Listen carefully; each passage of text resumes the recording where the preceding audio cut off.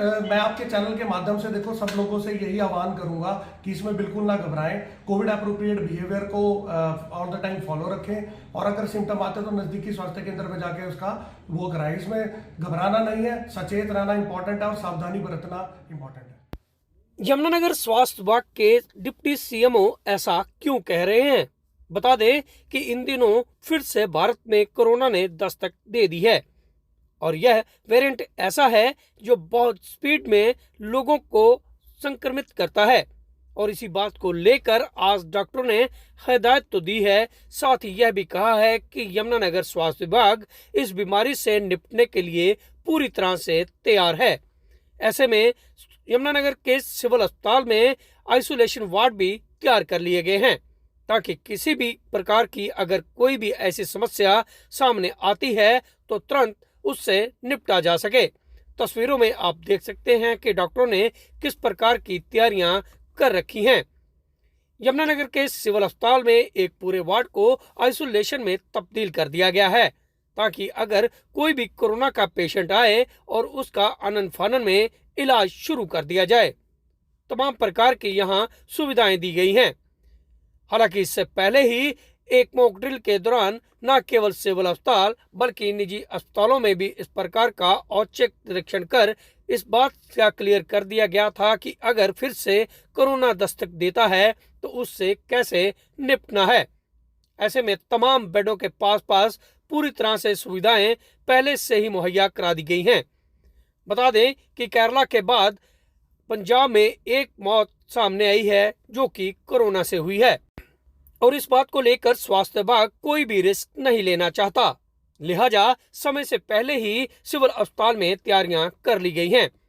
ऐसे में डॉक्टरों की माने तो इससे डरने की जरूरत नहीं है।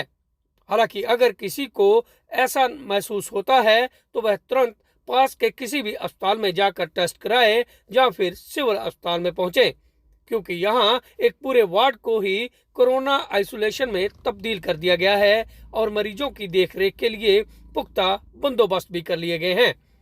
स्वास्थ्य विभाग का कहना है कि यह वेरिएंट भले ही तेजी से फैल रहा हो, लेकिन इससे निपटने के लिए स्वास्थ्य विभाग भी पूरी तरह से तैयार है।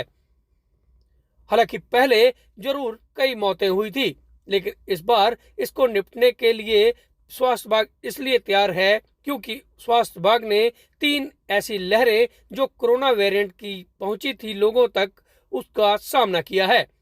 और ऐसे में अब जो कोरोना सिम्टम्स सामने आ रहे हैं उससे निपटने के लिए भी स्वास्थ्य विभाग पूरी तरह से तैयार है। देखिए, सबसे पहले मैं आपके चैनल के माध्यम से आपको बताना चाहूँगा कि जो कोविड का जो ये वेरिएंट आया है उसका नाम JN.1 है और ये पहली बार जो अगस्त 2023 में पाया गया था और इसकी जो सबसे ज़्यादा जो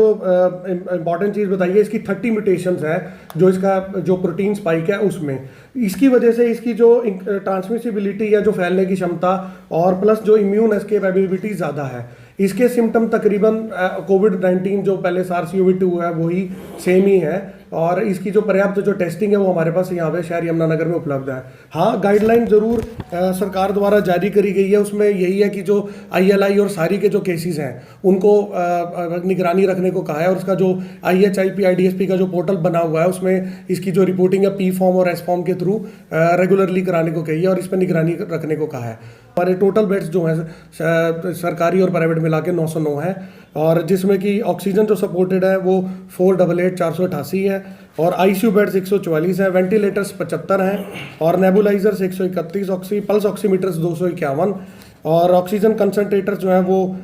299, ऑक्सीजन सिलेंडर B टाइप और D टाइप दोनों मिला के 662 और 4 हमारे पास PSA प्लांट्स हैं। पूरी तैयारी कर ली है। हाँ जी, ये देखिए हमने पहले भी 3 वेव्स का सामना किया है और इस बार भी अगर कोई ऐसी आपत्ति या कोई इवेंचुअलिटी आती है तो हम उसे डील करने के लिए हम तैयार हैं।